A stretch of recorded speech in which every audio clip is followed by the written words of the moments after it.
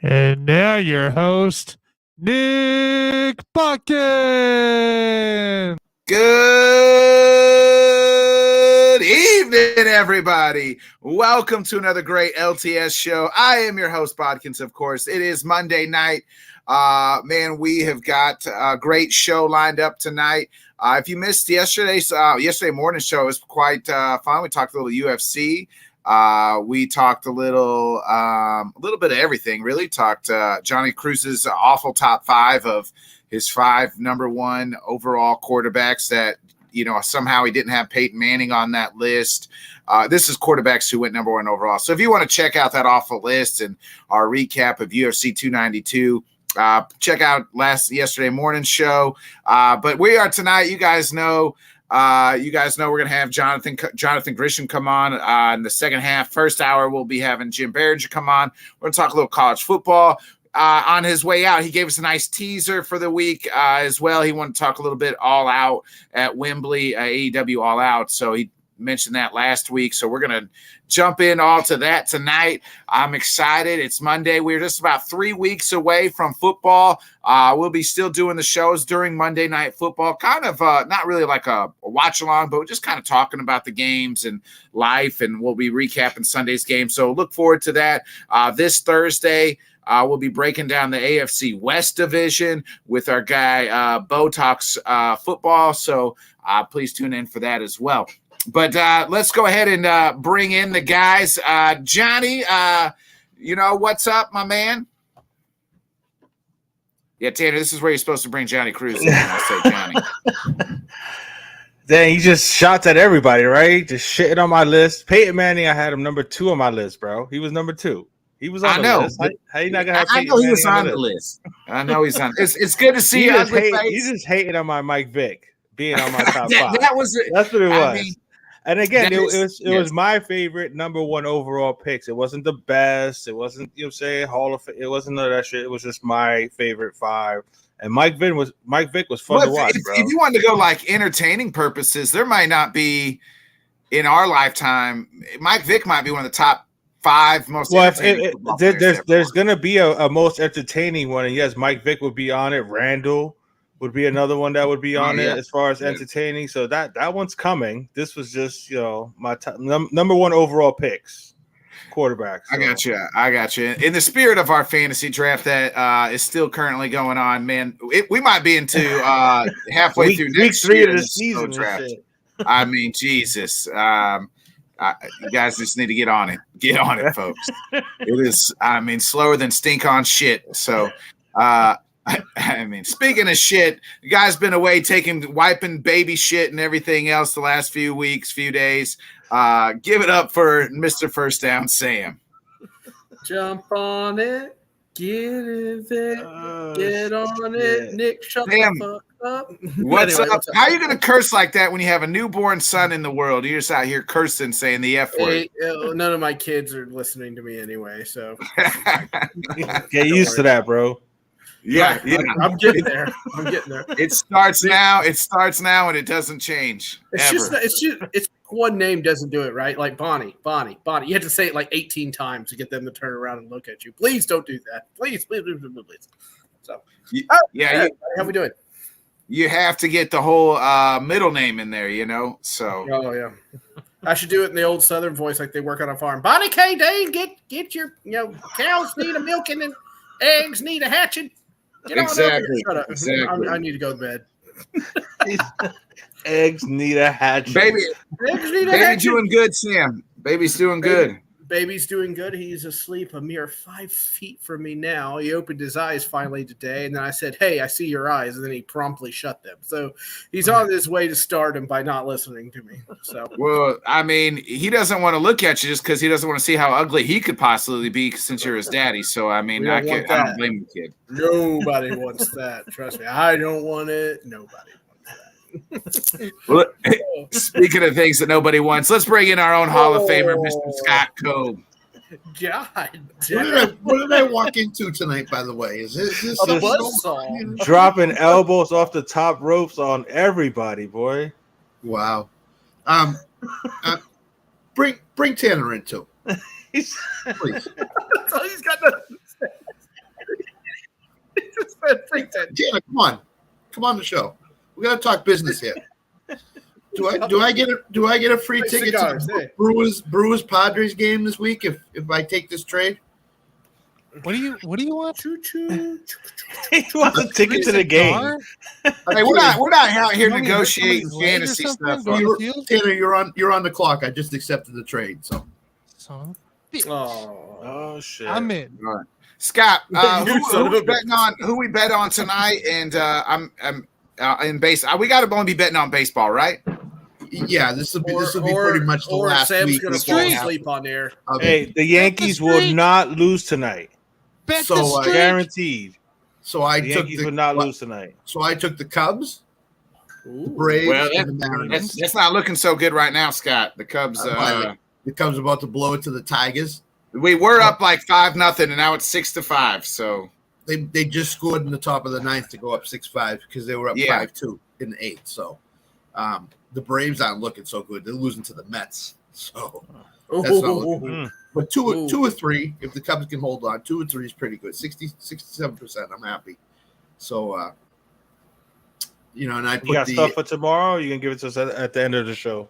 I'll give it to you at the end of the show. I was busy with this draft, and Tanner, by the way, how can you be busy, Scott, with the draft? People are taking 8 hours to take one fucking pick. I mean, Jesus. I got like about 8,000 other drafts going on right now. I'm not interested. Nick, could you not? Hey, the LTS draft is supposed to take priority over any other draft. Other lawn drafts going on at the same time too.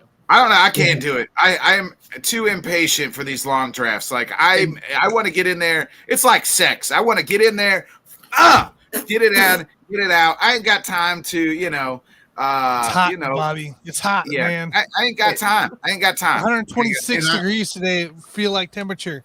I want to wham, bam, thank you, ma'am, and get in and out. I will say 8 minutes, 20 seconds. We got a sex joke, everybody. Tanner and Nick, welcome to the D+ club with me. We're all. Is that what we got on our grades? I was going to ask you guys in the group. I wasn't there this morning. He blew bubble gum and it got in his hair, Bobby. D+, you said? D+. I'll take it. I'll take it, baby. Take it. Oh, actually, Nick, I'm sorry. You got a D-, not a D+. Hey, D's get degrees. I told you guys that last night. D's get degrees, baby. That's how your boy got a college education. I want to ask you guys before we bring in Jim and everything. It was Jonathan Taylor is now able to seek a trade. The Dolphins are reporting. The Dolphins are reporting going after Panthers too. They link everybody to the Dolphins right away. It might be possible depending on what's going on with A-Chain because it's a shoulder, and that's something that is just not good for a running back to have a shoulder problem. So but the Dolphins aren't, Johnny. The Dolphins aren't going to give up a first-round pick for Jonathan Taylor, right? No, they're not. No. Or a second, or multiple. I don't think they'll give up a 2 either. They'll give up a 2 if they'll take like Cedric Wilson's contract. You know what I'm saying? If they'll take that as part of the trade. Or Remy, Bobby. You remember Remy from I thank God for every day I have in the force. Although I keep my whole life to the core. Although you remember Remy from Higher Learning? Johnny, can we mention your dumb owner by name? Sure. Stephen Ross screwed them out of a first-round pick this year. So don't be surprised if he says, I'm trading a first rounder to Indy for Jonathan Taylor. He's not going to do it. He's not. You got it. But Scott, they didn't want to pay Dalvin Cook money. That's what I'm saying. We could have gotten Dalvin Cook just for money. Right. Then you got to not only are you going to trade, you got to pay him. Then you got to pay him. You got to pay him. I think any trade that happens with Jonathan Taylor, there has to be a contract worked out before the trade finalizes. Yeah. So they'll give him 48 hours to try to work out some kind of deal with the new prospective team that he's going to. That's probably the way it's going to go with this. Yeah, and the Dolphins ain't going to trade draft picks. They're already short. We lost a 3rd round pick this year because of the knucklehead Stephen Ross you just mentioned.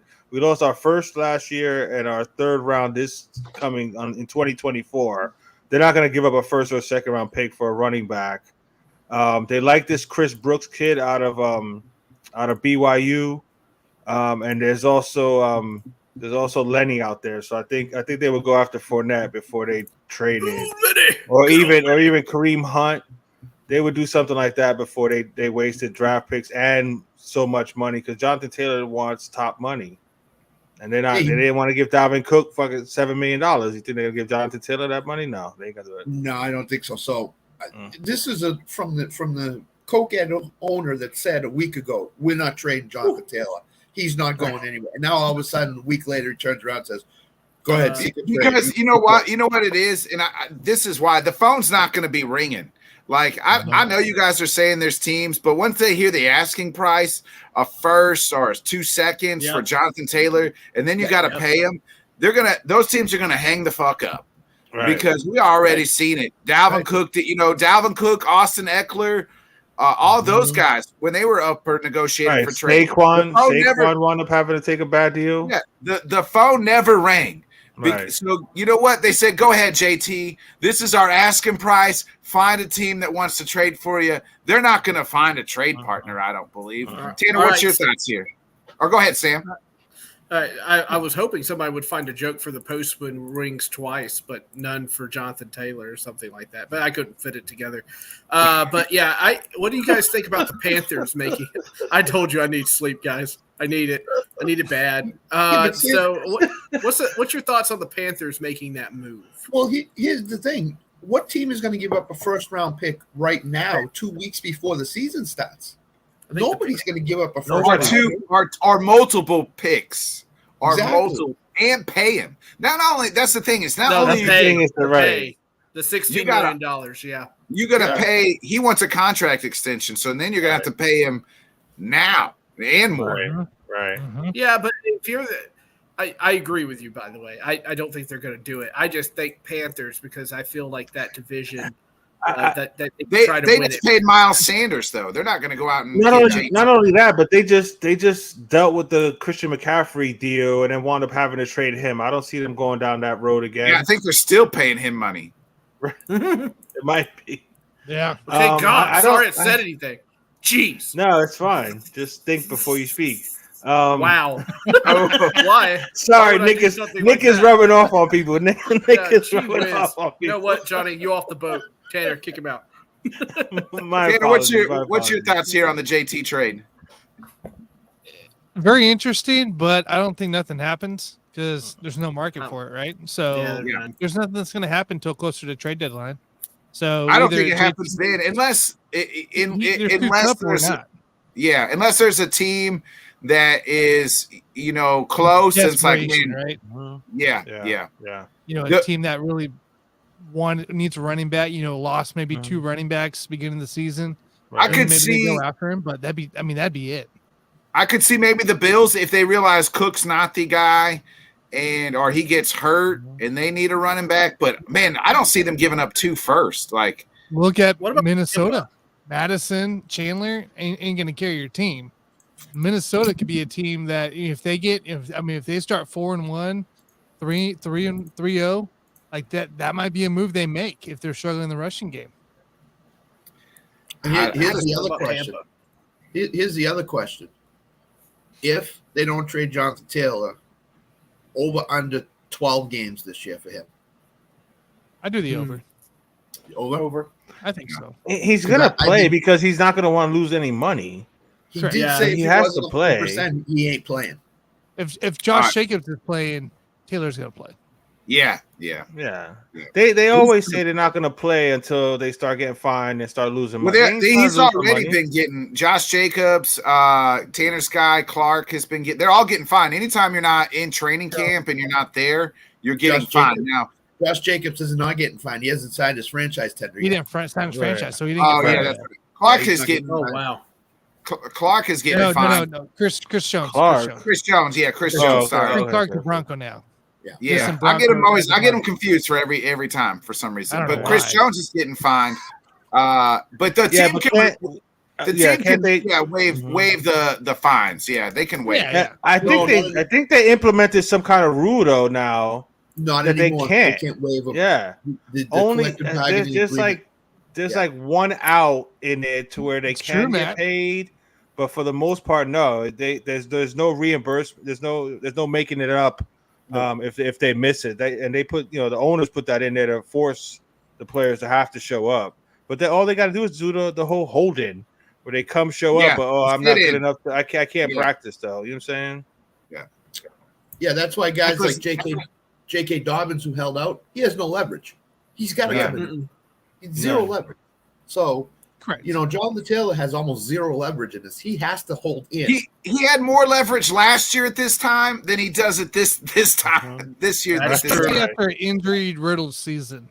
He had an injury-riddled season. He rushed for less than 1,000 yards. He only rushed for 800 yards and I think 4 touchdowns. And that was also, but you got to remember 800 yards on 14 games, 13 games. So he did his part. Again, it sucks because he's on a crappy team, and it's going to look bad on him in the end. Yeah. Totally. If you want the big time contract, you have to play. You do.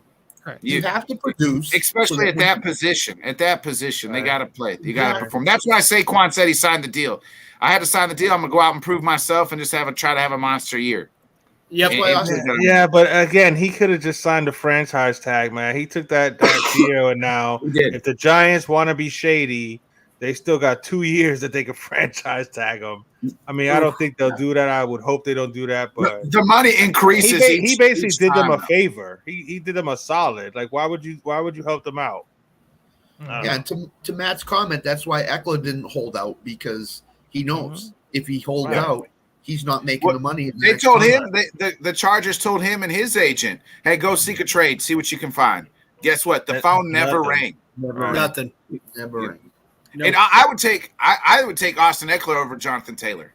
If I was a winning team for 1 year, the future, I could see Jonathan Taylor. But give me Austin Eckler. Austin Eckler's a better receiver, a better running back. I would take Austin Eckler over Jonathan Taylor. Exactly. I agree. Yeah, I agree. And he's still really effective. Right. A really effective player. Yeah. It's just let me ask you guys this. We'll go down the line here. What's the percentage that you give Jonathan Taylor to be traded? Go ahead, Johnny. 0%. Yeah, I don't think he gets traded, bro. Nobody's going to pay the price for it unless the Colts are willing to give him away for a 3rd or 4th round pick. And again, that team is still going to have to pay him. You know what I'm saying? So I don't see any team that's, again, if they didn't go after Dalvin Cook or some of these other free agents, you could have gotten Austin Eckler for a lot less than what the Colts want for Jonathan Taylor. I just don't see it happening, man. I don't. Unless we have some drastic injuries, to some major guys, which knock on wood, hopefully we don't.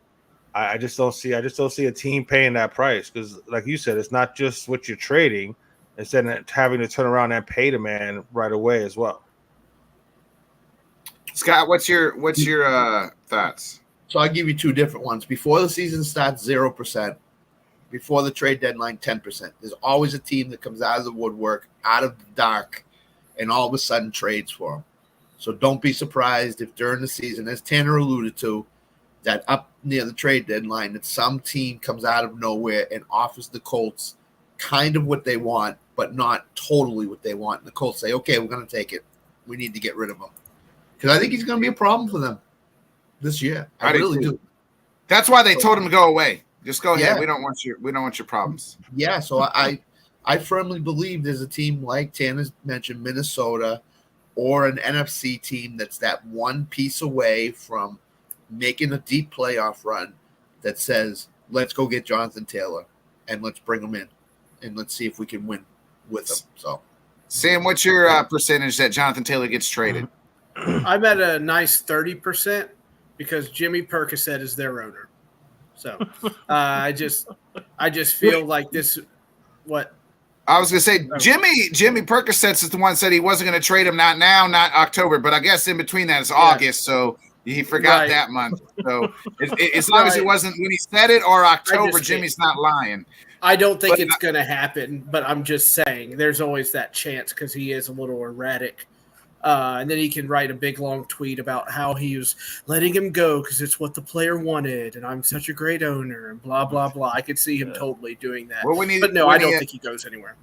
Yeah, well, remember when Peyton left, he said that the Colts will win like 2 Super Bowls before, again, and they're still waiting. So, as a Titans fan, you don't want Jonathan Taylor in the division anyway. So, I mean, you probably hope he gets traded, yeah.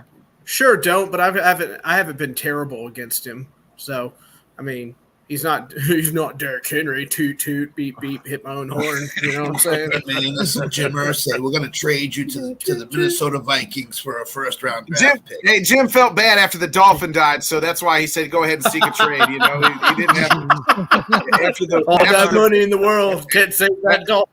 After the whale died, he just said, "Go ahead, Jonathan. Go ahead, seek a trade." I mean, he's in mourning. Tanner, what percentage are you giving the Jonathan Taylor trade?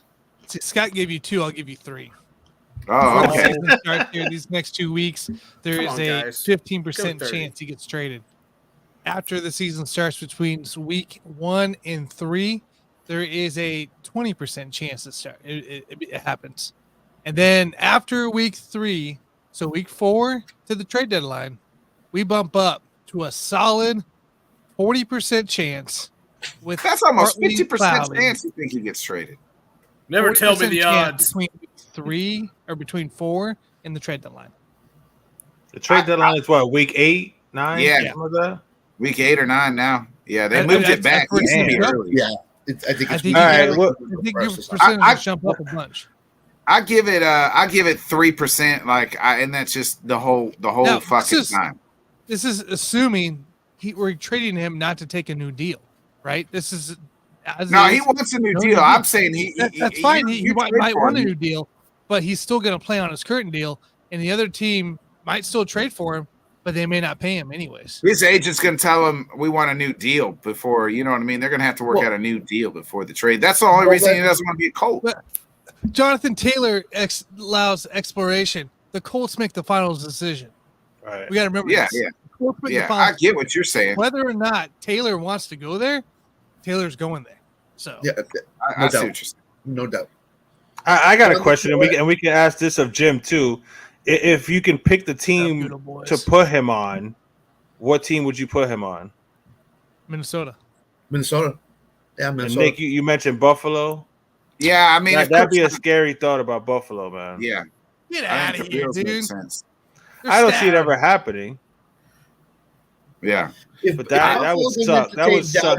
Tanner's hatred of Buffalo is just so funny. James Cook and Damian Harris. So damn you don't upset. need nothing else over there. If Buffalo didn't entertain signing Hopkins or Dalvin Cook, why in the world would they even pay Jonathan Taylor?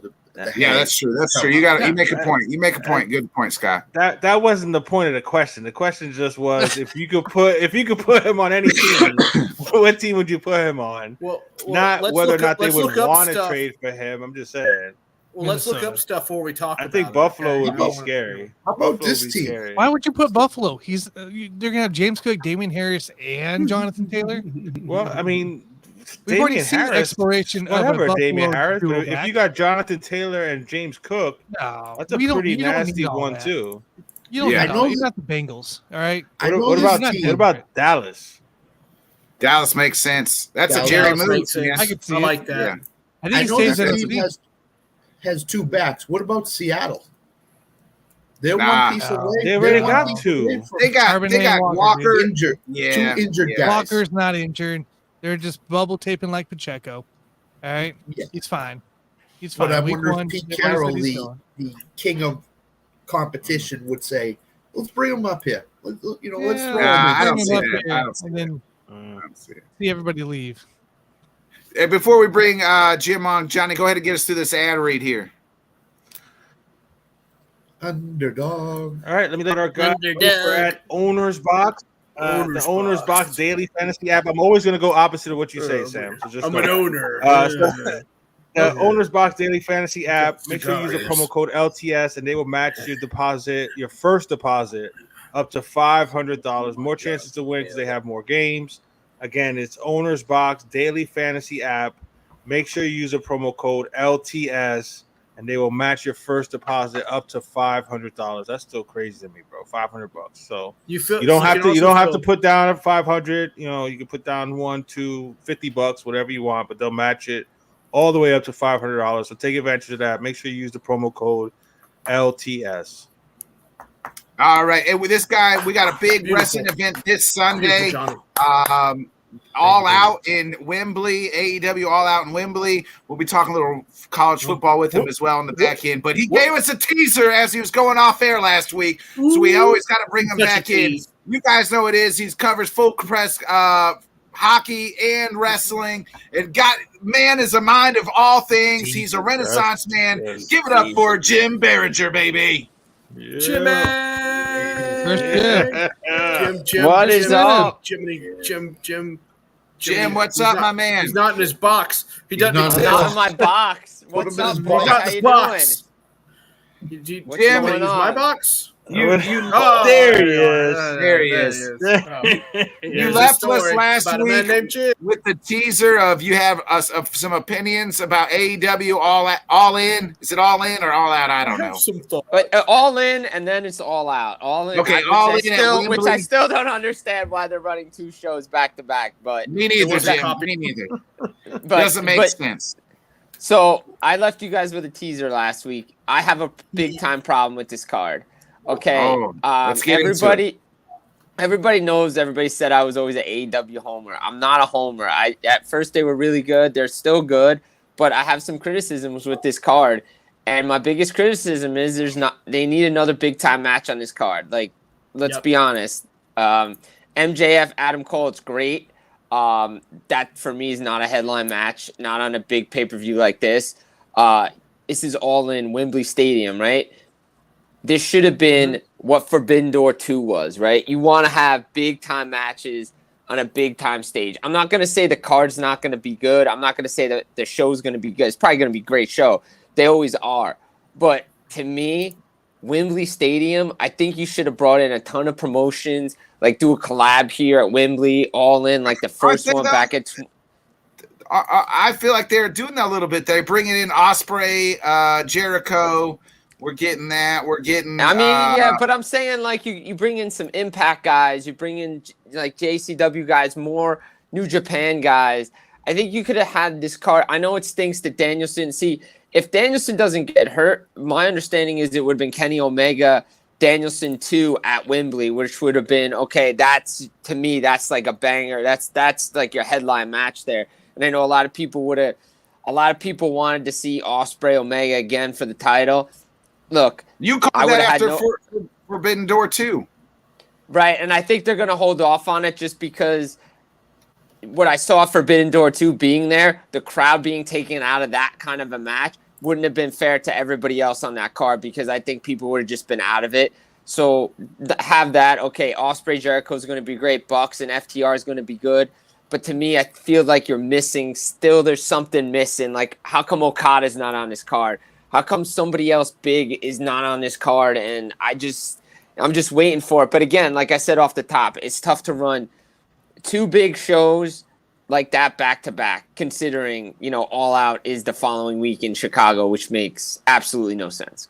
Jim, my biggest gripe with this card is I just feel like it doesn't, I tell you all the time, I'm a big storyline guy. So I'm invested in, I love the MJF, Adam Cole, buddy thing that's going on. I love that face MJF. I love this situation. I'm bought into Young Buck, Bucks versus FTR, great.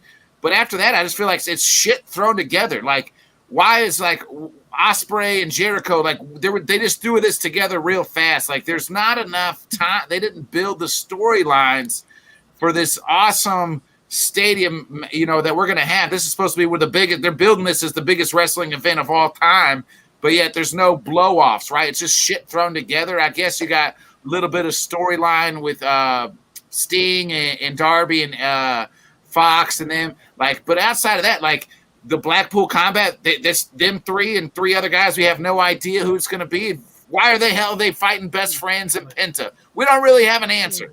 You know what I mean? Like, I do. Tony freaking Khan. There's your answer. But here's the deal. I think there's no blow up of the storylines. I agree, but here's what I think they should do. They made a big deal a month and a half ago about how Sting and Jericho had never wrestled against each other, had never, ever done this, and they've been in this wrestling business.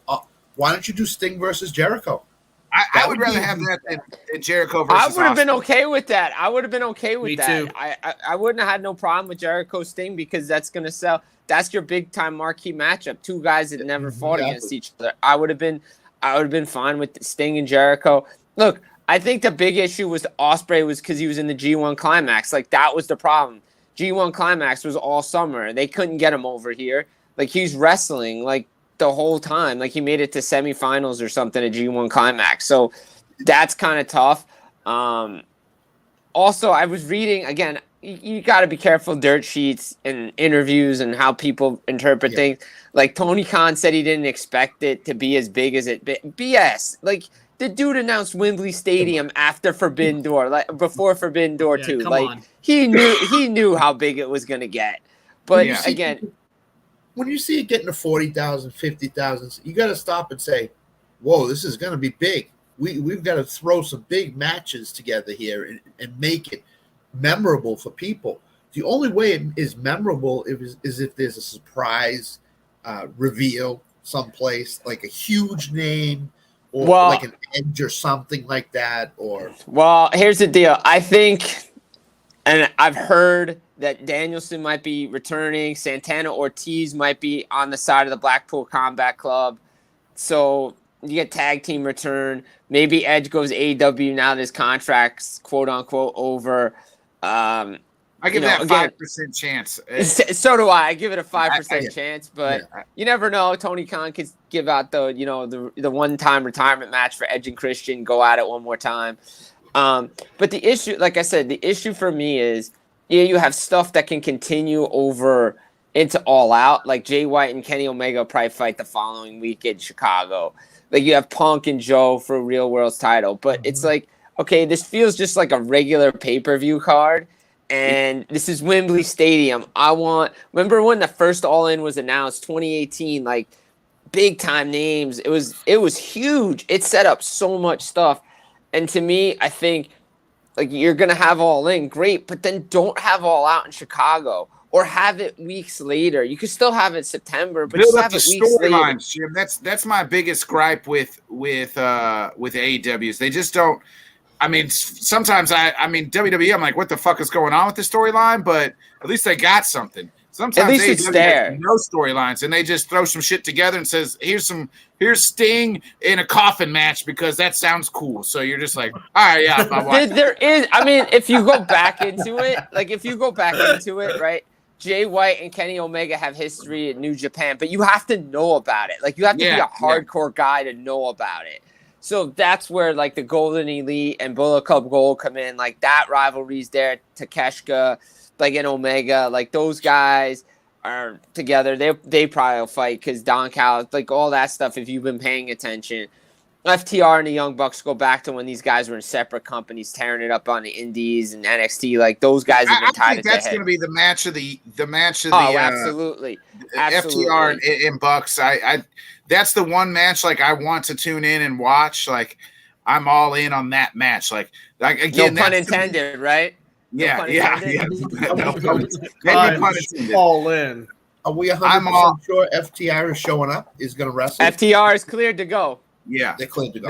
Okay. They didn't take his passport or nothing in that event. Yeah, he has no criminal history. It's a road rage incident. But again, being stupid on the road, like, he's got to be careful. I mean, this time, I mean, like, dude, I know it was back in July, but still, you're a month away from the biggest event of your career. Like, let's go and be smart about things. Exactly. Yeah, I'm talking NFL players. Yeah, I was about to say NFL players, like, dude. Freaking rookies. I mean, unbelievable. The one question I have, or just standard Raiders player, Are they turning Jericho into a face now since him and Callis are at odds? That's what I thought. Yeah, Jericho's babyface run is coming now in the company. He's been there long enough where it's time for a babyface run. He's been a heel since the company started. He had a little babyface run when it was him and MJF, right? Remember that? And like they made him go through all these like 8 things before he could wrestle MJF. Yeah, I mean, but it was still kind of like, I mean, I know the Inner Circle were like baby faces at the time, but everybody knows them as heels. So like this is going to be like a true babyface singles run for Jericho. And look, I love Ospreay. I just don't know if Jericho's proven me wrong about a lot of things. How much does he have left in the tank? Yeah, that's to go with Will Ospreay. I mean, to go with Ospreay to come off what he did with Kenny Omega, like Jericho, they better do something special because Ospreay can go in the ring, man. I love Jericho on the stick, but I don't know how much more he's got left in the ring. Now, Jericho 5-10 years ago versus Ospreay would have been a hell of a match. I would have been looking forward to it, but I'm just not looking forward to that match at all. I think there's a Don Callis coming running. Oh yeah, there'll probably be there. Yeah, there'll be some interference in that match. Absolutely, no doubt. What's the one match you're not looking forward to, Jim? And what's the match that you could you think that, or what's the one big surprise you could see happening? Oh man, the one. What else is on that card? I gotta look it up now to see what's on that card. 3 matches on that card, though, haven't they? No, they've got like they're getting to. It's funny if you watch the promotions now. They're going back when AEW first came in. There was like 5 matches on a card, and they were long and they were great. Yeah. And WWE had 20 matches on a card, and they weren't all that great, and they were short. Now it's going back. Hunter's now made WWE where it's 6 matches on a card or 7 matches on a card, long and great. Let's get as many people on the card as we can. I'll give you a hot take after Jim goes. All right, so I definitely want to see Stadium Stampede because I saw the first Stadium Stampede at Daly's Place when it was COVID. So and that was a really cool match. To see it now with people, I actually want to like see what these guys can do in like a big stadium like that. So to me, that's like kind of one of the big matches for me. And who comes in that match? As far as a match, I don't care to see. I mean, Golden Elite and Bullet Club Golden Takeshita is cool. I mean, it's a cool trios match, but I mean, Punk, I'd like to see his reaction over there. But as far what I'm looking at right now, I mean, look, the 4-way women's match is going to be good, just because of the storyline there. Too? Yeah. Saraya, Toni Storm. I wish Jamie Hayter was healthy because, man, her reaction in Wembley would have been great. Maybe she shows up and costs one of them the title and allows Shida to keep the belt. That would be kind of cool to see. The main event's going to be good. My only issue is they're wrestling on a pre-show, too. So I'm seeing them twice already, and they're going up against RC Open, so I guess we're going to get more of that storyline. But, yeah, I think that's my only gripe is that they're wrestling on the pre-show of this thing. Maybe you could have waited to have that match the following week, too, or something, or do it already, just to prolong, because we know it looks like Adam Cole is going to be the one that turns on MJF, and MJF's going to go to babyface mode. I'm all for it. I'm all for it too. I honestly think that Moxley is out of the Blackpool Combat Club after this pay-per-view. I think him and Kingston are gonna go together because there's history with them together, and there's already been a little tease and a little in terms of Moxley and Kingston. Well, something's gonna happen here because if these two guys get in the ring and go against each other and whatever he was saved by Eddie Kingston and in the big match, the Blood and Guts match, and you go back to Forbidden Door where these two guys just went all at each other in the ring. Yeah, I agree. I think something's going to happen there. Again, is Danielson coming back? What about Santana Ortiz, Pride and Powerful? They were booked for something. They were pulled, so it appears that they're going to be in London. But again, before they went off, I know Santana got hurt, right. But they were having like Santana before that was like talking about leaving the company, and there's a rift between him and Ortiz. Yeah, but I think if they're coming back as heels, then that would make sense that these guys are going to be heels and they're going to run the tag team division again, like they should have been from the start because they're one of the best tag teams in the world. So I would have liked that. Do we see Danielson out of the Blackpool Combat Club too? Because he gets babyface pops every time he comes out. He is. Well, he's just a natural babyface. I believe. He's just a natural babyface, but he's a great heel too. I mean, again, look, when you were at Forbidden Door, he had to be out of the Blackpool Combat Club for a while because of the feud with Okada and all that with Final Countdown. Again, does he show up? Does he interfere in this match? It's Stadium Stampede. There are no rules, so he could show up and help out. Again, I'm interested to see who those other members did they get to help them out. Imagine if they get like House of Black or something like that to help them out. I mean, that would be crazy. That would be crazy, right? Like that would be kind of cool to see. But again, I that's what I'm looking forward to see who these partners are, because maybe Tony Khan like figures out a way to get some big names into that match. I don't know. He has to. He has to. For all these people going to the event, he's got to come up with something big. He can't. All right, Jim. Oh, go ahead. Give me a prediction at the main event. Is it and new as Adam Cole the new champ, AEW champ, or is it MJF still holds the Triple B? I think MJF's still the champion. Yeah, I agree. They have to run him as a babyface champion and see how this goes. Yeah, they got to run him. They still got to keep the belt on him. Look, I think Adam Cole as champion would be great, but I just don't know if it's now to do it. I don't know if you do the title switch now. I just think MJF's just too over right now, even as a babyface champion. I think you got gold with it right now, and he's got so many other. Plus, don't forget, look who's walking around with the real world title right now. So I think there's still something left with those two guys to finish with to combine the titles. I think you still got to go down that road, because don't forget, Full Gear 2022 was supposed to be CM Punk MJF before Brawl Out happened. So gotcha. Well, we appreciate you always breaking down some wrestling, Jim. Let's get into some college football here. Oh, go ahead, Tanner. I got one wrestling thing here because it's been talked about. We kind of talked about Sunday too. Does Edge go to AEW? Is that what we're hearing? No. I mean, that's the rumor. I mean, look, he ended the show. Final show in Toronto. He said it after the event was over. This was his final match in front of that crowd. Does he come back as for one-offs like Brock Lesnar deal? Does he come for a couple matches? Does he go to AEW to get one final match with Christian, one final tag team match, Edge and Christian? I don't know. I think he's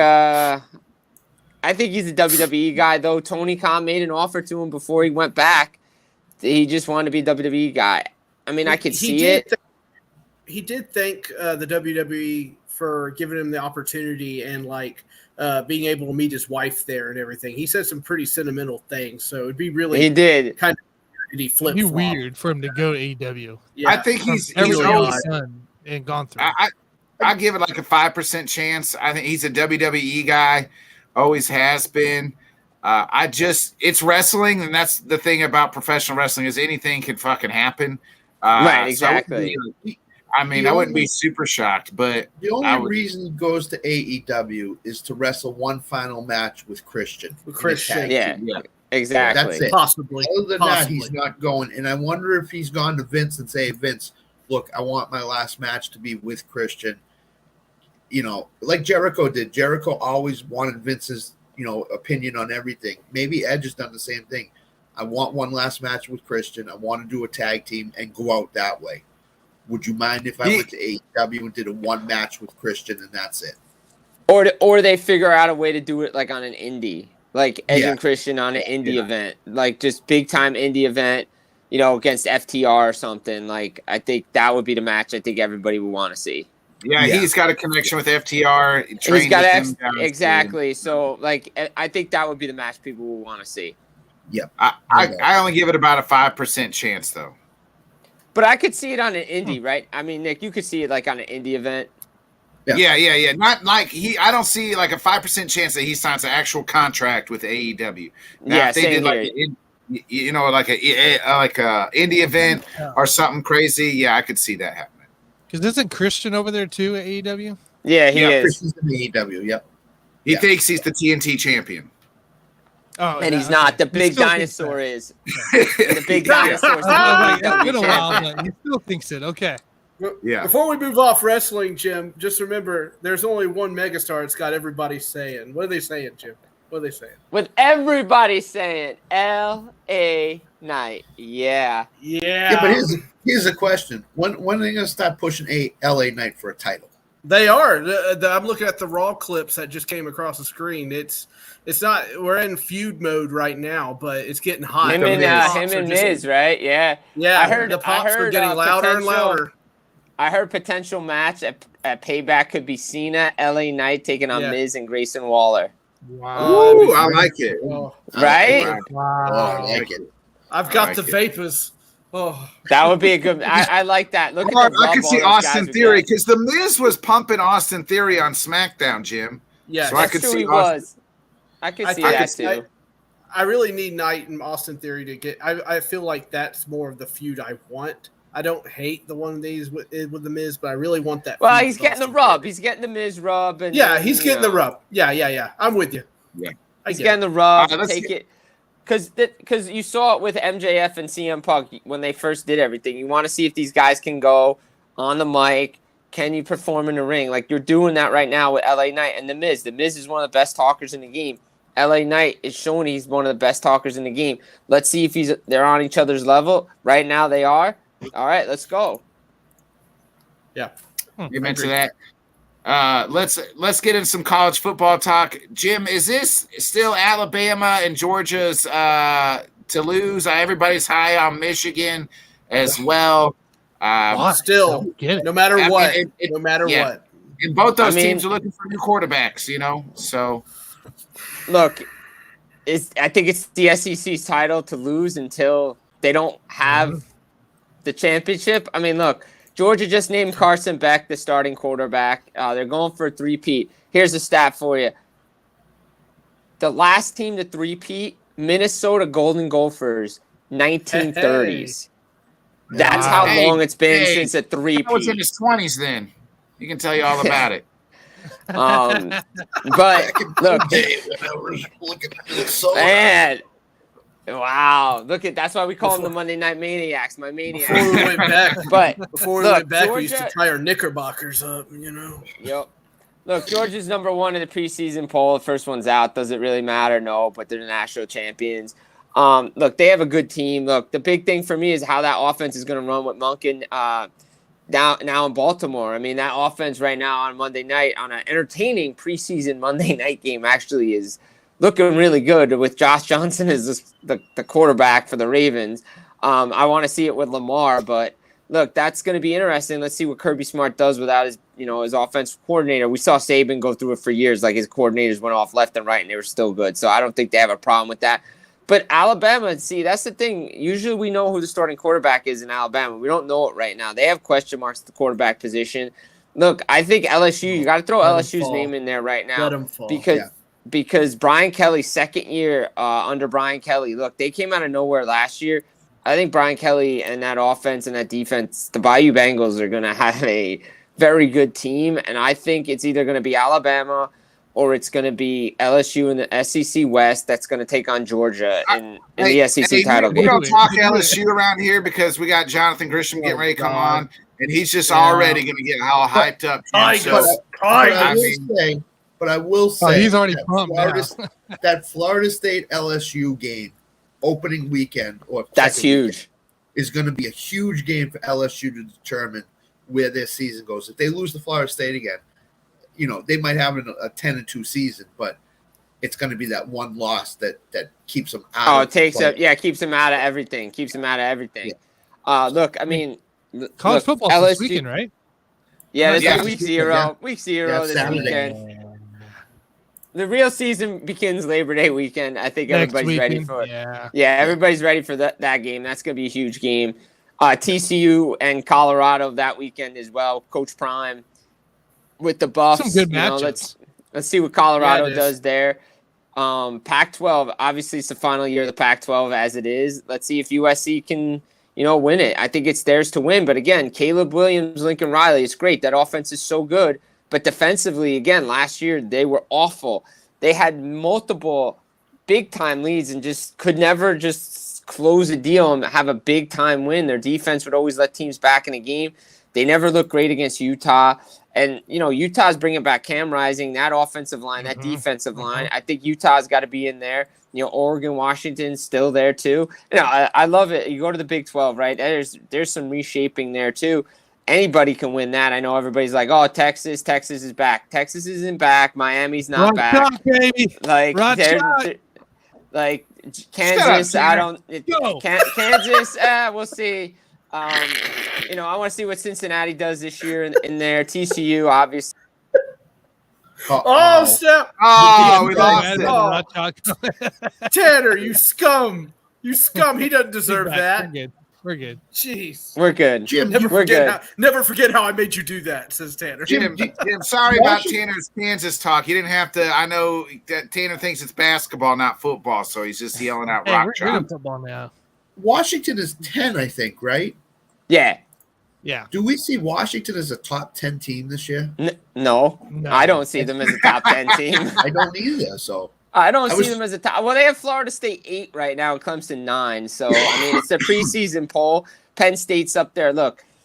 Is it my Hawkeyes 25, Jim? Did I read that right? Or was that like an old poll from like 1990?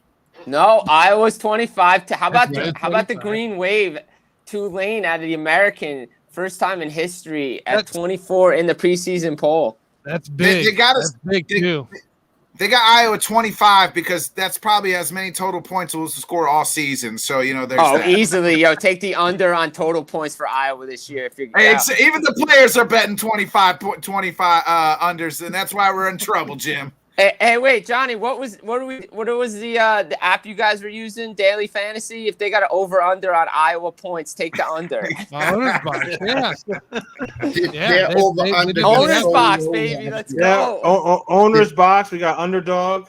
Take the under. Take the under. Iowa's players were taking the under last year. Iowa's players were taking the under. So low last year, you couldn't even bet it. That's how. I know. It was. It's probably that low this year too. They have We got a new quarterback. I banned all Iowa games last year. I didn't watch hardly any game until they got rid of Petrus, and the Petri dish is gone. So we got Michigan's old quarterback. So we'll see how it is. Maybe he can throw the football a little bit. Maybe they'll score 13 instead of 7. Is that what you said? Yeah. Well, speaking of Michigan, Jim Harbaugh suspended for 3 games by the university for violations. So off and rolling. Here we go. Look, they play Fresno State, UNLV, and Bowling Green their first 3 home games. They'll be fun. They'll be fun. Bowling Green. They'll be fine with that. Are you buying into Michigan, Jim? Are you buying in? Are we all? Are they winning the Big Ten again?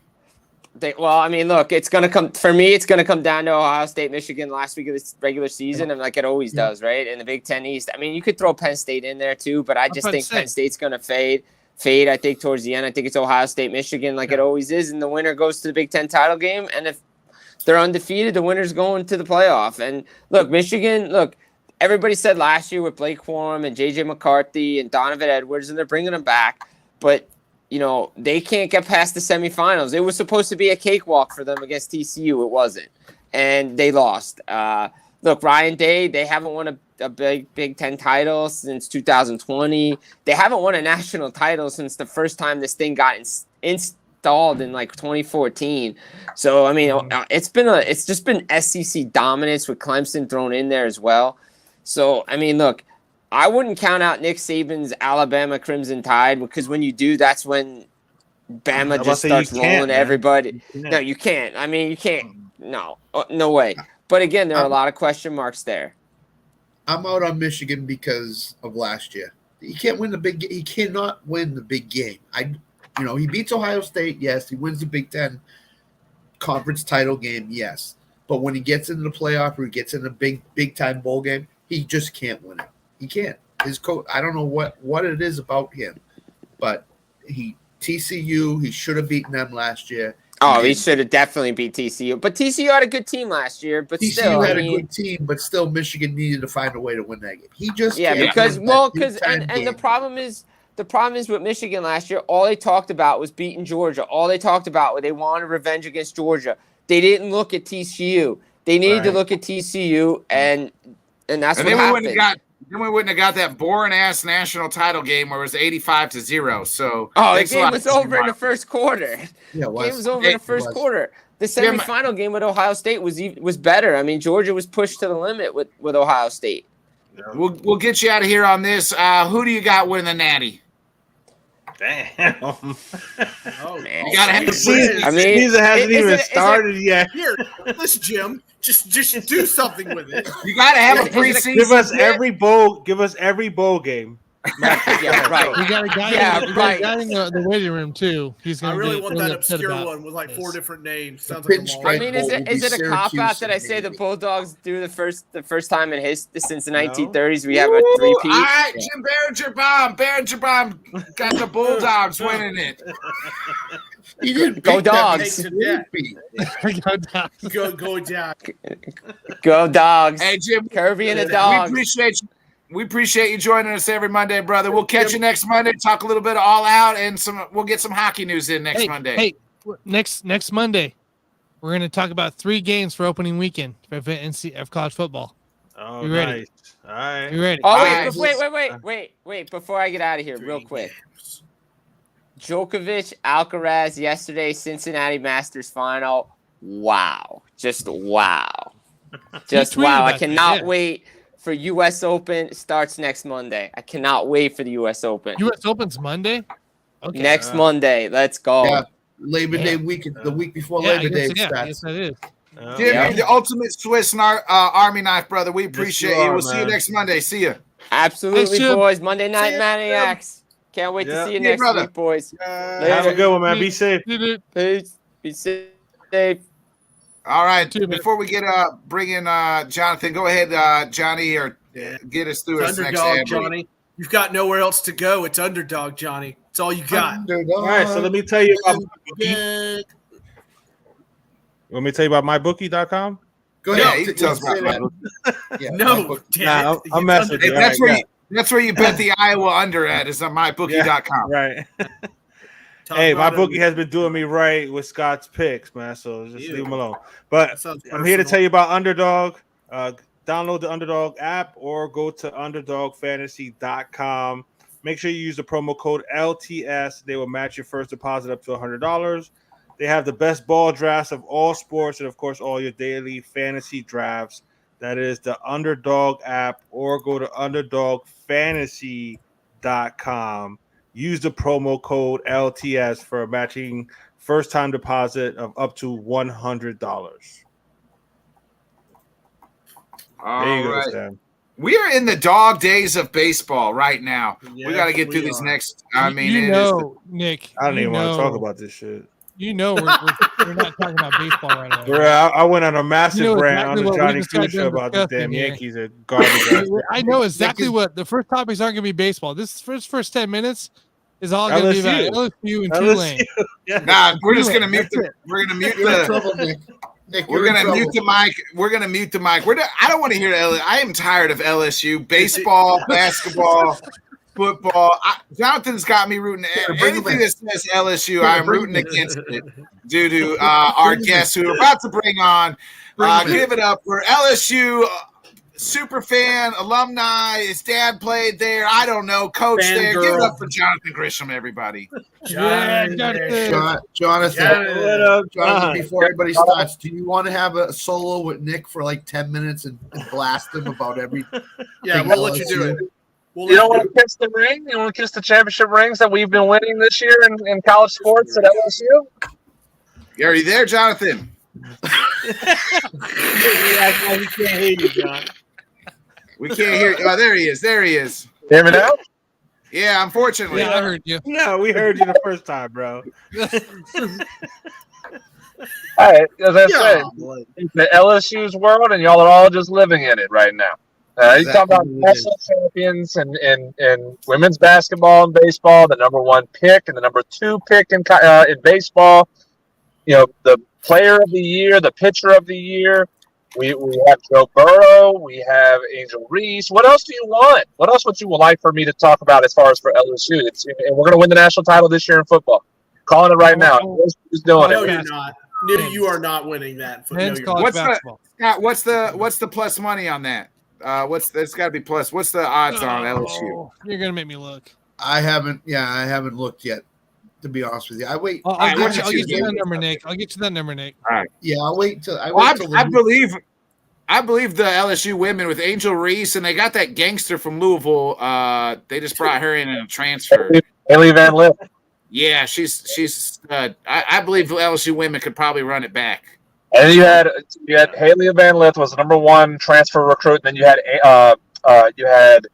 what was her name from Tulsa, the number 2 transfer recruit as well, join in. So LSU women's basketball stacked this year, absolutely stacked. It's gonna be a lot of fun down in the Bayou.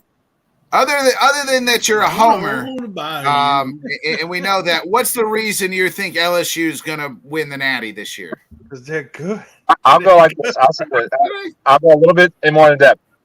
What LSU did not have last year, and what they didn't have going into the last 2 years of Ed Orgeron's tenure as head coach, we have depth and quality depth now. You give Brian Kelly 2 years of recruiting, getting top 10 and top 8 type recruiting classes to a roster that was very, very thin on the defensive line, which we all know SEC, you can't be thin on the defensive line. They are now too deep again. When LSU has too deep on their D line, they are very dangerous. And you throw in a healthy defensive line that you got back right now on top of that, that's something I'm very excited to see. What does worry me on LSU is their secondary is very young right now, but the defensive line is going to be very scary right now. There's fast. They are fast and big. The offense, I think Jaden Daniels is a Heisman potential. I'm not saying he's a favorite. I know that's Caleb Williams, but Jaden Daniels is going to push for votes for the Heisman. There's a lot of weapons on that offensive side. A lot of the running backs are very talented. They're going to put up a lot of points. We saw that at times this past year. With a first-year Brian Kelly, year 2 now, that offense is going to be really good. I think the defense is going to be a big factor. That they're too deep in the defensive line, and they're 2-3 deep on the linebacker core with Harold Perkins, who's probably the best defensive player in all the country. He's going to get some Heisman votes at some point this year too. He won't be in the conversation, but he will get some Heisman votes, as every now and then a defense player will. So I looked it up, Tanner. LSU's got, according this is FanDuel, LSU's got the 5th best odds at plus 1,200.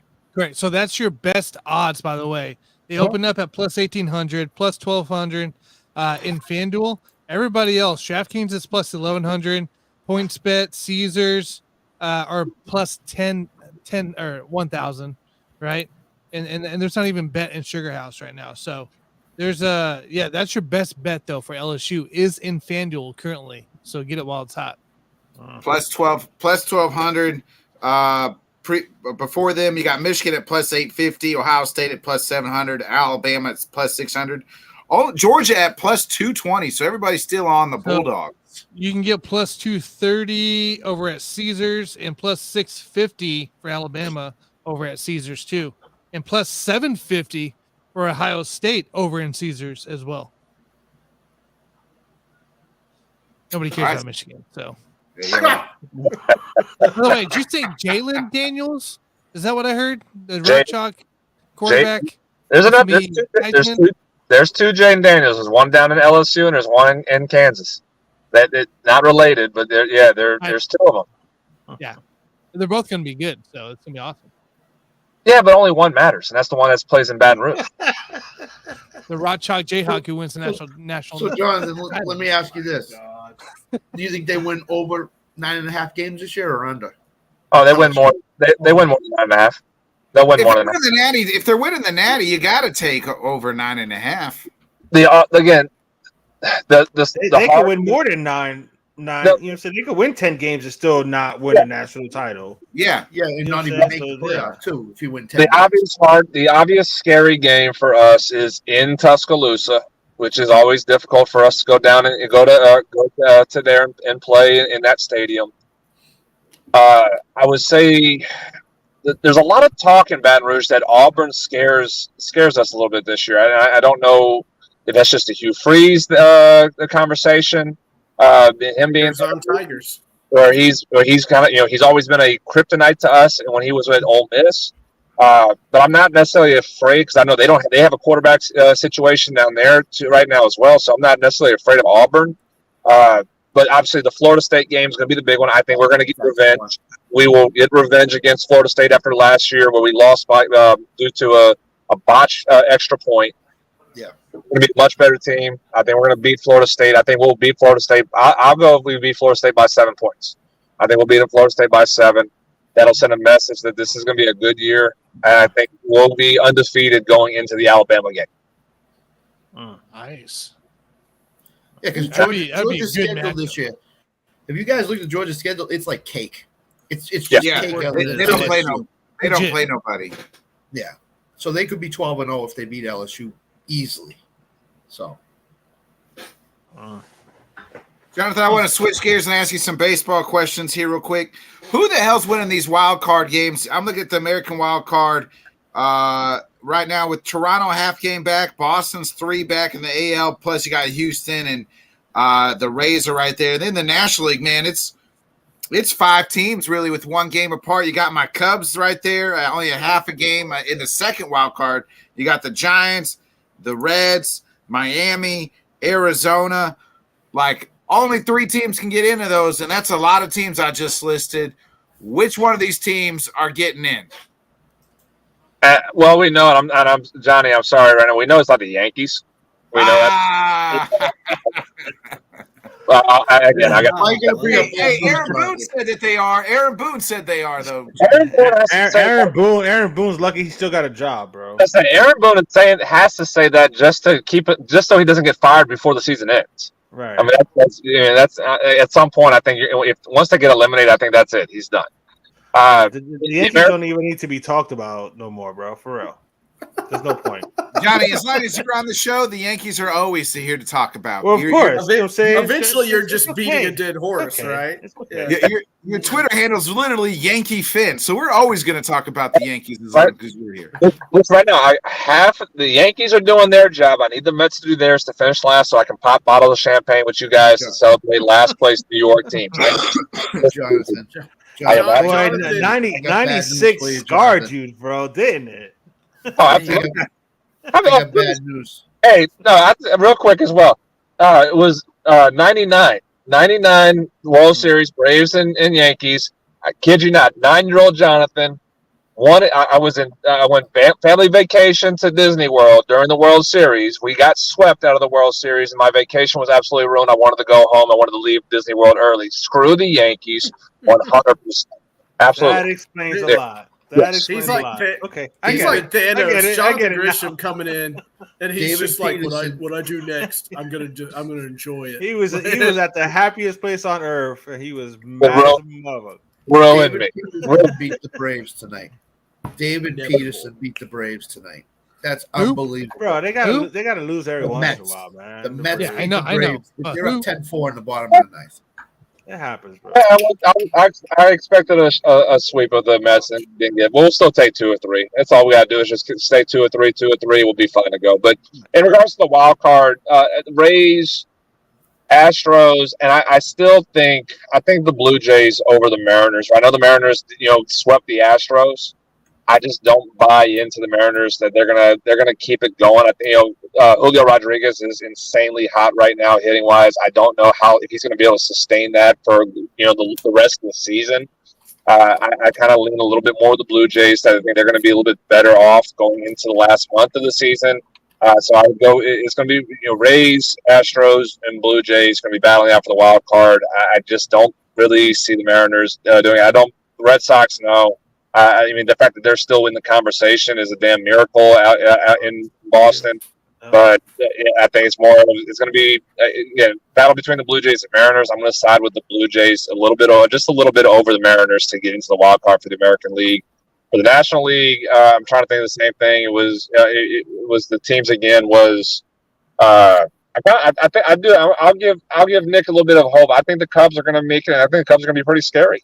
I'm nervous. Number one, it's the Cubs. And number two, now Stroman could be out for the year. Like, we didn't have a great, strong pitching staff already, and we just got to pray that Justin Steele shows up, and we're relying on guys like Drew Smiley and people of that. Like, I'm nervous. I don't like it. I don't like it. I didn't know what happened. I haven't seen what happened with Stroman. What happened to Stroman? He was already banged up from. He hasn't been the same. He got hurt in London, which was mid-July. He hasn't been the same. And then they put him on the DL, and then he was pitching like to warm back up, and then they rib cartilage, and they think he could be done for the year. Yeah, if that is the case, then I'll back off, because I just don't. I think if you don't have your ace, and that is what Stroman is for the Cubs, you don't have him, you're going to be in trouble. So if that's the case, he's out for the year. Then the Cubs are going to be. There's not a good look to go into the last month of the season. I will still kind of say Chicago for right now. Philadelphia, again, for what they did to us last year in the postseason, to my Braves, they worry me because they can score. Pitching-wise, the pitching's been decent. It's gotten better. They get Michael Lorenzen, who threw a no-hitter and then gets shelled against the Nationals again later on. So they're up and down, but they've shown that they can get hot and be a dangerous team in the postseason. So they do worry me, as a wild card team. And I'm going to go with the Reds. I think the Cincinnati Reds will jump the Giants. Them out yet? Nice. You're not counting them out yet? I already shot them, and they're limping in the fours. I don't buy in the Giants though.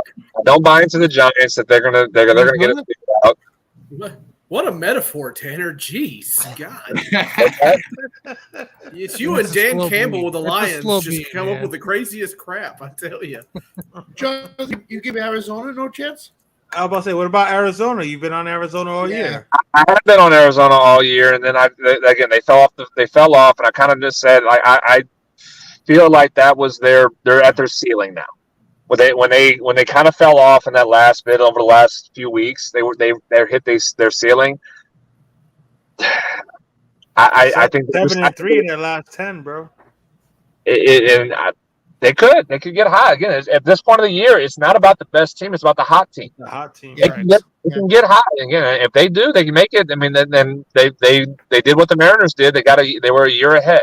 I think the Diamondbacks are a year early right now. If they miss the postseason, it's not a failure for them, because they were in it throughout the year. They were in it with the division race for a good portion of the summer. They've been in the wild card position. If they fall off and just miss the postseason, it's not a failure in Arizona, because they're a year away from being able to say they're going to be a really good contender. If they make it, awesome.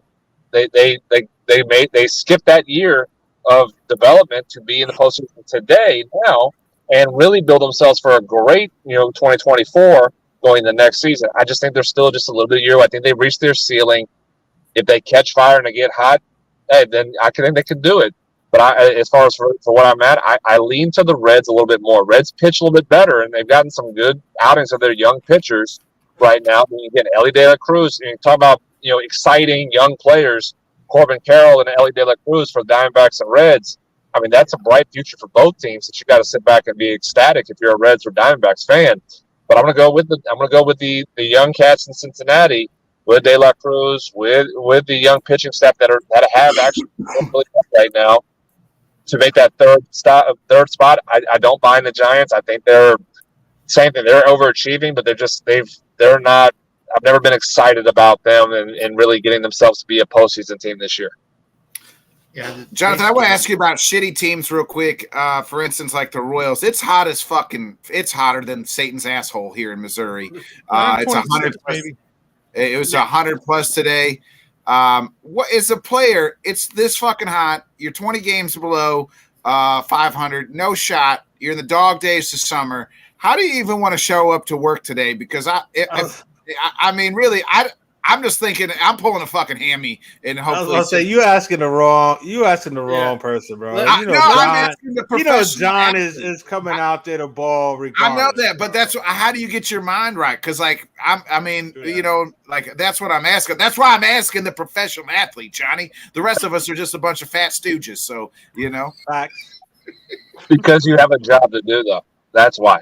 Like, you have a job to do if you're a ball player and you're a young ball player. So again, your money is not really, it's guaranteed money in big leagues, but if you're a young player, your guaranteed money is not really going to hurt the club if they decide to move on from you. And so you're having to basically, Bobby Witt Jr. is really, for the Royals, he's the one of the few that can sit there and just say, hey, yeah, I got guaranteed money. I'm the face of the franchise. I can go and hey, I'll take a day off and whatnot. Everybody else on that, they don't have that luxury. So you have to go and ball out. You have to do your job. It's tough. I will say that I've gone through that period of being on a bad team. I did that in college. It was, again, so in college, my senior year was a very miserable senior year. I'll say that. We were 850, absolutely horrible. But I showed up every day with the mindset because again, that was my senior year. I knew next year was going to be professional baseball for me. I had to develop the mindset of what it was like to be a professional. Show up, go get your work in, bust your ass every day, and play to your 100% as you can. Did it in pro ball too. I played on a team that was last place in our league in the minors. I knew I have to work my butt off to assure that I'm going to get a contract for next year or go somewhere else better for next year. Mm-hmm. And that was fit for me. So is it suck to lose? Absolutely. We're all competitors, and you don't want to go do that. You don't want to go do the ringer of having to lose those games and say there's nothing we can do. We're playing. We're hard. We're playing hard. We're trying, but we're just not a good team. You have the realization of that as a player. As a team, we're not good. It's going to be you are counting down the days. At this point of the year, if you're the Royals, if you're the A's, if you're the Nationals, Rockies, they're dead last too, really. You're counting down the days of when the season's over, but you still know you have to do a job. You still know you have to do your job to assure yourself a roster spot for next year if you're a young ball player. Because again, veterans are a little bit different for veterans. But even some veterans, we kind of see, will get DFA'd. And they're going to have to try to scramble to find a job again at some point, especially if their contract is not necessarily all that much. For the small market teams like the Royals, Royals have a small payroll compared to other teams. A's clearly have a small payroll. If you're part of those teams, you're not guaranteed anything for next season. So you have to be able to be a professional and play the game and go and do your job and do the best you can to put film on that if you get re-signed for next year or you go find a new team next year, that's what you're playing for. You're playing for an opportunity to continue to play the game at the major league level. And if a professional ball player understands that and is going to go, and it sucks, but you have to still go do your job. Listen, Nick, when you're in spring training and you have 85-year-old Zach Greinke as your number one starter, and you have Jordan Lyles who can't win more than 4 ball games in a year, you're in trouble. Well, I asked Jonathan that same question at the beginning of the year. He said you just got to hope, maybe get some breaks, right? Things this and that. Maybe your major league, right? The movie, that's what I'm saying. Yeah, but the same way. At this point in time, it's hotter than shit. I don't even want to suit up in those hot fucking pants and the jersey. I'd rather just keep my ass in the clubhouse and drink ice cold beer. Why don't Listen, I've never been more happy. I've never been more happy to be on like a parent leave with the new baby than right now to be in a factory. I'll tell you that right now. Oh yeah. Hey, I'll be trying to knock up 3 women to make sure every year if I'm on the Royals. At this time of year, you're not guaranteed that roster spot if you're on a shitty team, right? You're not guaranteed that. No. You can get cut the next day and then be back in the minors for the next 10 years. So despite the weather, what the hell is going on? 190 degrees it is, humid. Nobody's in the stands. It don't matter because you're on a Major League Baseball roster and you want to try to stick there, Jonathan. It's on tape, man. Everything's on tape. Your effort, the way you show up to the game, your approach to it. I understand what you're saying. You got to have that mental aspect. Don't forget, when I was growing up in the 80s, the Royals had artificial turf. And you could see the steam coming up from that artificial turf in July and August. It wasn't even turf. Those were that carpet turf days where I'd say for me, if I had the opportunity, I'll go play for the Royals right now. I'll go play for the A's. I don't care. You give me a uniform. It's 115 degrees outside, 120 heat index. You give me a uniform. I'm gonna go play because it just meant that much to me. It meant that much to put the uniform on. And I would ask, I would too, and but I would just ask, can we pull out the Reds jerseys, the red sleeveless jerseys? That's all I'm fucking asking. Like, you know what I mean? And I'd probably I'd probably go high sock and high pants just to get a little bit of air. Remember the White Sox? Were you the guy during high school summer league, the guy that walks up to the doubleheader into the other coach and be like, or to your coach and like, hey, can we just play 7? Can we just call it 7 or 9? Can we just play 9 and call it good? I was the kid and sitting on the fucking bench because I couldn't hit a dick. I couldn't hit dick. So, I mean, it didn't fucking matter. Remember the White Sox that one summer wore shorts? Remember they wore shorts? Their uniform it was ridiculous. Bad. That's why I played basketball. It's air conditioning in the gym, Tanner. It's a lot of running, though.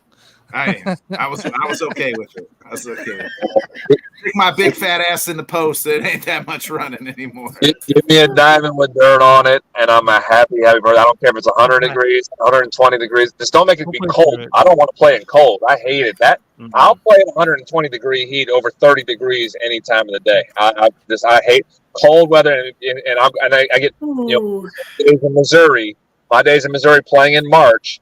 Our non-conference games in college, it was 35 degrees or 30 degrees or 20 degrees, snow on the ground outside the ball field. I absolutely hated those days. Don't put cold weather around me. But you put me 120 degrees, I'm happy. I'll be fine. I'll survive. I'll be out there. That cold hurts, man. Oh, it does. I mean, it's beans. Yeah.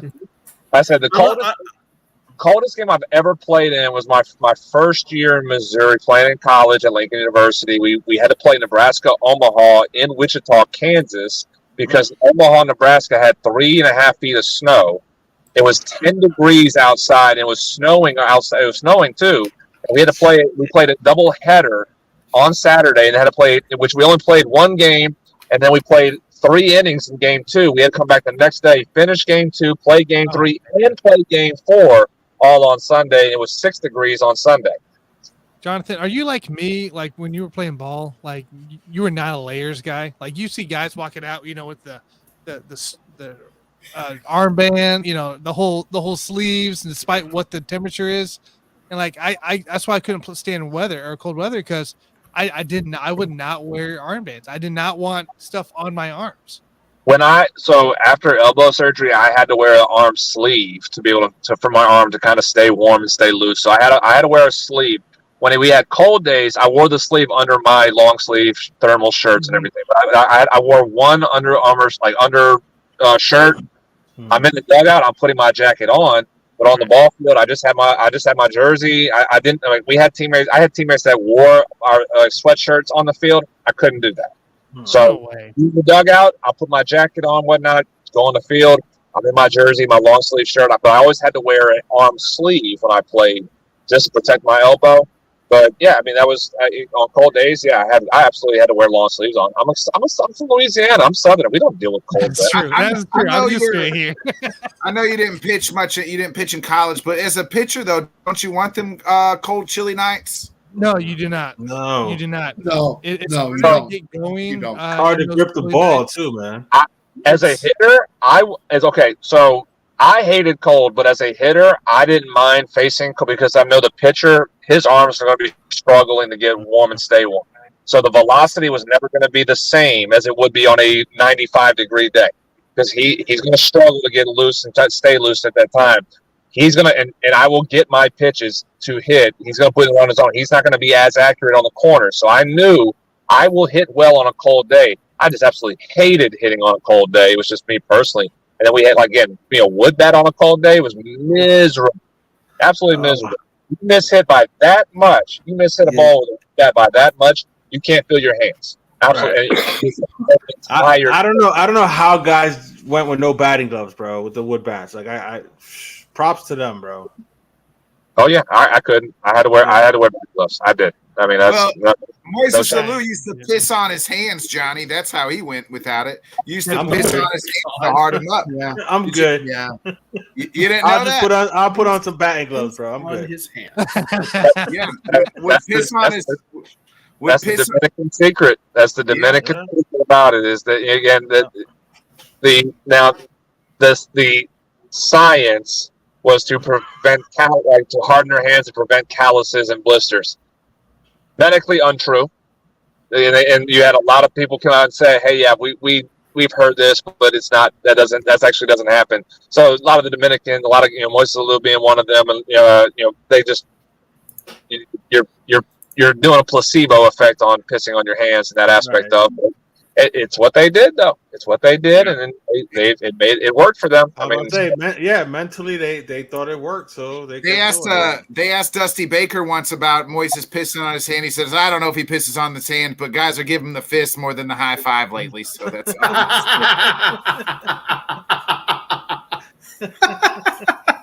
Oh yeah, I said. I mean, we never got. I mean, that was a report. Moises never came out and actually admitted that that's what he did. It was a lot of people that say, "Oh yeah, he does it," but I mean, nobody's gonna admit pissing on their hands. You know what I mean? Like Moises was kind of crazy though. You remember that? Time, so he spoke his mind too. So, but I mean, give me good batting gloves. I mean, I'll be good. I could not have no batting gloves when I played and batted. Especially with the pitching getting up in the 90s and mid 90s like that. Yeah. Couldn't do there, it. Yeah. It's very rare that guys don't wear batting gloves anymore. There's only a select few that do it. Yeah. But, I'm not doing it. And I ain't pissing on my hands. Stuff on their hands. No, I'm good. You should do that before a show, Nick, to see how it goes. That's how I do it. That's when it gets ready. That's how I get the typing going. He's gonna be like the little Giants kid, and he's gonna go.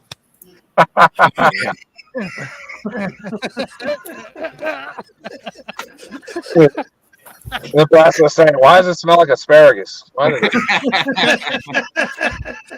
You guys smell that? Tim's gone.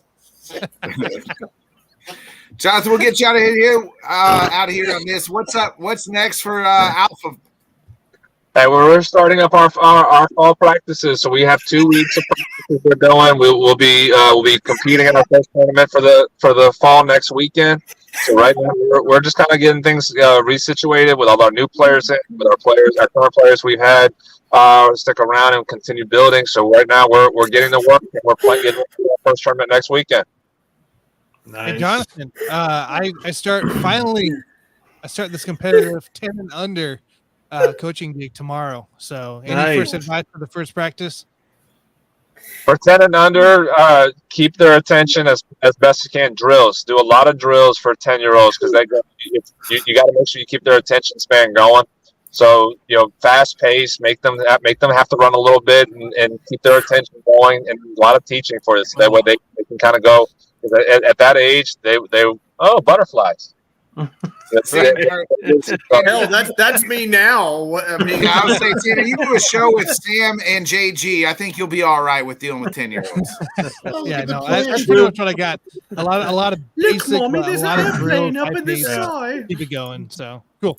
Yeah, drills. Just say a lot of drills. Keep it fast paced. Keep their attention going, and that's be the best thing that I can say for that. I mean, hell, I still do that with some of my older kids, but for that age, just make it fun. Do some little games. Like we did a lot of stuff like that when I was younger. My dad was my coach. We did games like drills that were games. We did what's called a hat drill.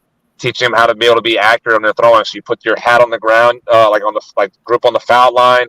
They're throwing partners about 60, 70, 80 feet. And they have to back up 5 feet, and they have to throw at the hat. And so he's teaching them to throw the ball downward, not throwing rainbows at that age, but you're teaching them how to throw it downward, but you're also teaching them how to be able to be accurate with their throws. So it's a game. Keep track. Hey, we're going to do this for 15 minutes or 10. Do it for 10 minutes. Whoever hits the hat the most gets half conditioning or whatnot. For 10-year-olds. And then, like I said, they're doing a game. They're excited. They're having fun with doing it, but they're also getting better and learning how to be able to make good throws throwing to a target. Tanner, I like to play the game Who's Got the Hot Mom, and that's what they think my favorite game. When I did high school rec, my head coach, he played that game a lot. Oh, man.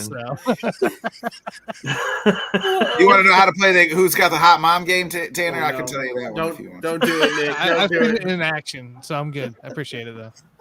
the kid left. So, Jonathan, we appreciate you joining us every Monday. We best of luck to you guys at practice this week as you guys get ramped up for a new season, incredible season. We'll see you next Monday. We appreciate it, brother. Good luck with the tournament, man. Appreciate y'all. Yep. Bye, Jonathan. We'll see you next Monday. Give it up for Jonathan Grishman, baby. Yeah. All right, Nick. I hate the Nick, Tigers. So how do you play that game?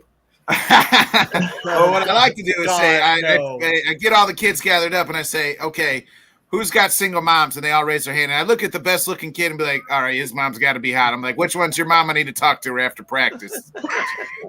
Get your special playing time. You've been a bad boy. Oh shit. Well, hey, let's Johnny, let's go ahead and start saying our final goodbyes. Sam's got to tend to the baby boy soon. Do we have another read to do? He's still asleep. No, I did all my reads, man. Stop making me read so much. Final thoughts, man. Another fun Monday. This was a blast today. That line about not being able to hit, Nick, that was insane, bro. Let me tell you a funny story. To me. Here, I tried to play. I tried out for my high school baseball team. I'm gonna give you. This is my high school baseball career right here. So we got my buddy texts me, says, "Hey, we got practice. First day of practice." I live 6 miles out of town. I tell my parents, "Hey, I got practice at 9 a.m." They're like, "Well, we got to work at 6 a.m. So figure it the fuck out." So I ride a bike. Mind you, my bike has a flat tire, crooked fucking handlebars. 6 miles I'm riding this fucking bike into fucking town. I get to practice. They're like, "You gotta, do you have a physical?" I was a freshman. I didn't even know I needed a fucking physical. I was like, physical for what? They're like, "You got to have a sports physical to practice." I'm like, "No." They're like, "Well, you can't practice." I'm like, "Well, fuck." So then I had to ride my broke ass fucking bike back 6 miles into fucking town, fucking then get a back home, get the fucking, I had to go get a physical later that day, get a physical. Both ways. I get a physical. I go to practice. I'm there for like 4 days. They're like, "Hey, at the end of the week, we got to make cuts. We don't have enough." I got cut from my high school baseball team, ended my career right then and there. I can't hit. 4 days. You got 4 days. I couldn't hit worth shit. Yeah. That's it. That's my high school baseball career. Womp, womp, womp. All right, but yeah, I go check the list. I go check the list, and my name's not on it. So I knock on the door. I'm like, "Hey, coach, you forgot to put my name on it." Yeah, let's have a chat, bud. How'd that go? He said, he said, "Yeah, he make it." I said, "What do you mean I didn't make it? You didn't put my name on the list." I'm that dude. What are you talking about? I'm Bodkins. There's a reason I tell him. Now I see I could have made it to the pros if it wasn't for him. That's what I say. He held you back, man. He held me back. Instead of the shoulder. Instead of the shoulder. That's what final thought. Shout out to Dan Harris, the super producer, the man behind Let's Talk Sports, the man that built this all up. Not feeling really good, so all the positive energy, good vibes that we can all send to my boy, please send them out to him. We're thinking about you, Dan. Again, fun day today. Check out the Johnny Cruz show. I went on a massive rant about the pitiful ass Yankees. I also talked a little bit about the Ahsoka show that premieres tomorrow night, 9 p.m., 2-episode premiere. So definitely check that out if you're into Star Wars at all. And then Let's Talk Miami Dolphins tomorrow at 8 o'clock. So check out the Aqua and Orange talk. That's going to be happening tomorrow with my boy Alex. I'm just looking forward to another good week of shows, man. Having a lot of fun with this. Scott, go ahead and give us who we're betting on tomorrow. Yes, Scott. Yes. First Scott, of all, let's money, talk Dolphins with Johnny Iguana and another rant and rave about preseason football. Is that what you're doing? Yeah. Yeah, that's what. Everybody and their mother's getting hurt, bro.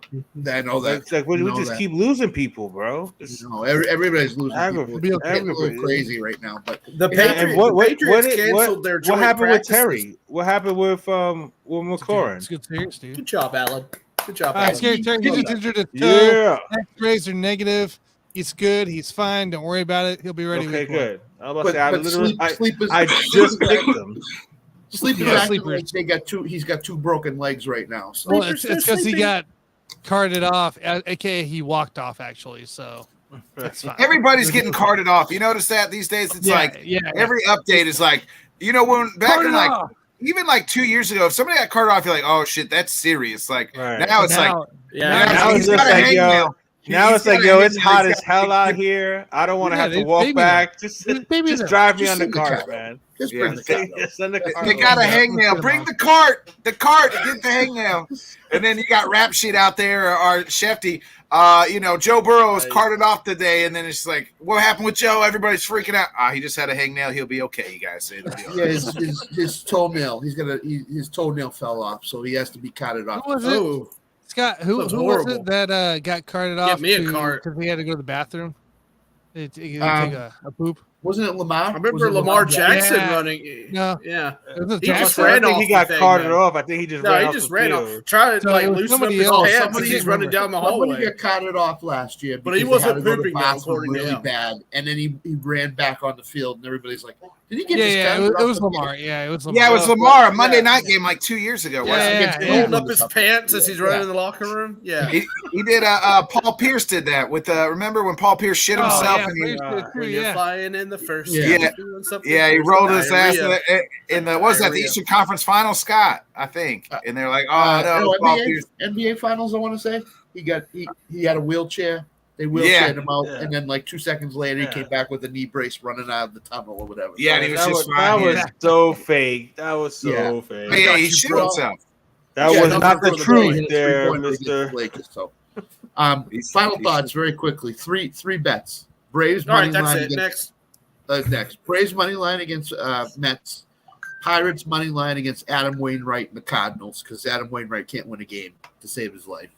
And Arizona over Texas. Arizona's got Zach Gallen pitching tomorrow night, so I like that. So all 3 money lines? All 3 money lines. All right, cool. All 3 money lines. So final thought is great show as Monday nights as usual with Jim and Jonathan.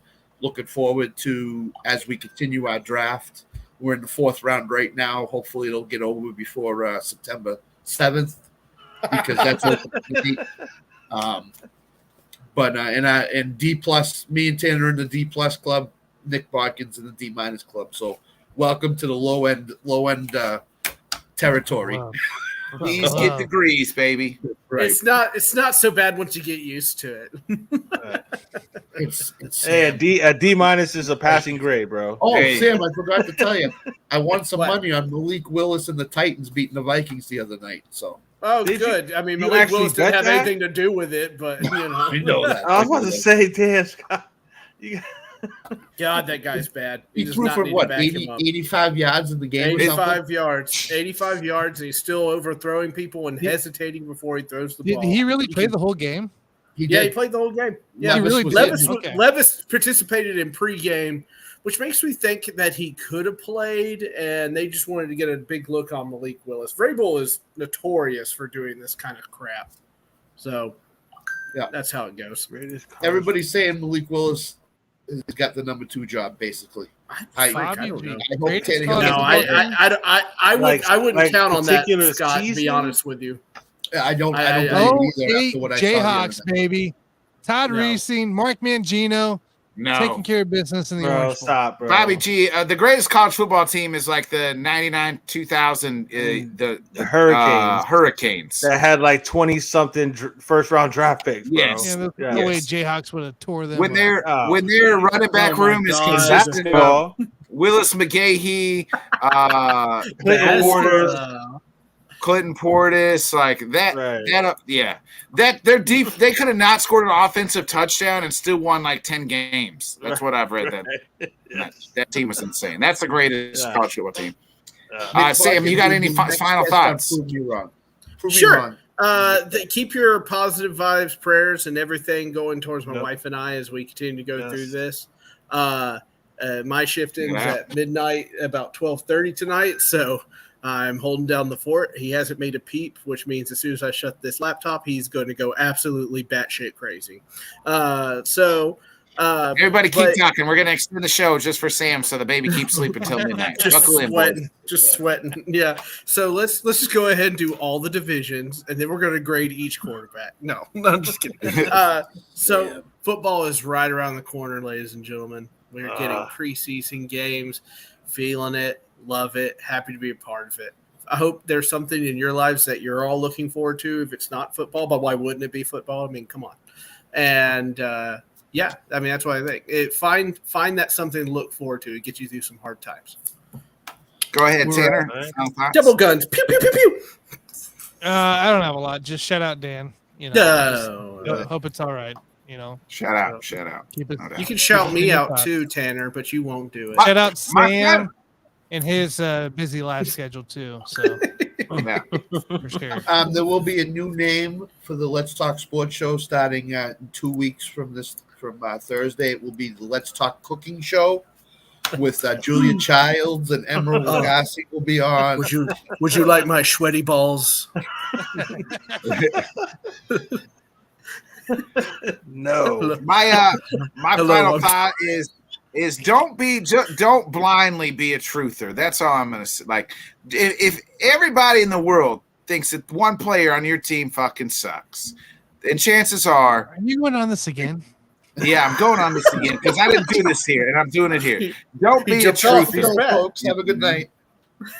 Yeah, don't be a truther. Just if everybody says he sucks, the team says he sucks, and he's not getting first round reps and he's not getting second round reps, there's a reason. It's because they've seen enough. So you don't have to continue to bump the thing. It's okay to sit back and say, hey, I was wrong.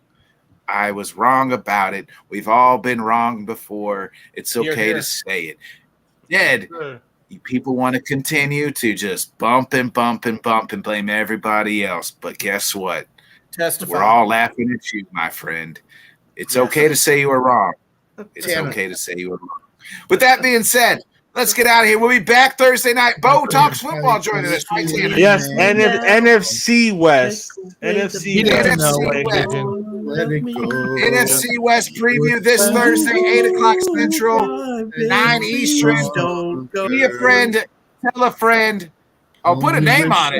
You want me to put a name on it, Bobby G? No, we're not putting a name on it. Hit that outro. Hit that outro, Tanner. I can't put a name on it. There's a better pop off. What do you like? Make a dream job. No 9-5, no mean boss. Just my life and free thoughts. Could try to play, but you're never gonna beat me. Look the other way. What I'm doing ain't easy. Bloody hands stained from the people who deceive me. Muddy hands break through the chains, go free me. People like sheep move feet, hurt it easy. You don't wanna be fast asleep on the scheming. Better stand tall, ready for a fight, believe me. When they try to change, you can say no, free me.